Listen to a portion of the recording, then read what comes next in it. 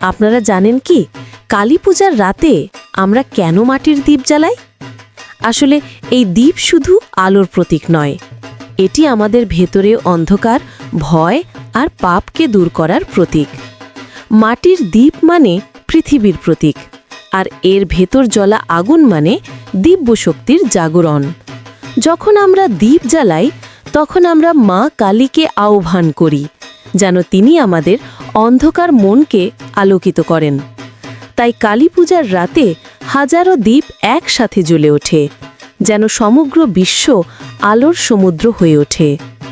দ্বীপ শুধু আলো দেয় না, এটি আমাদের জীবনের দুঃখ, ভয় আর মায়ার অন্ধকারও পুড়িয়ে ফেলে। এই কারণেই কালী পূজায় মাটির দ্বীপ জ্বালানো হয়, যেন মা কালী আমাদের জীবনও আলোকিত করে দেন। ভিডিওটি ভালো লাগলে লাইক করুন, কমেন্টে লিখুন জয় মা কালী। এই রকম ভিডিও পেতে চ্যানেলটি সাবস্ক্রাইব করুন।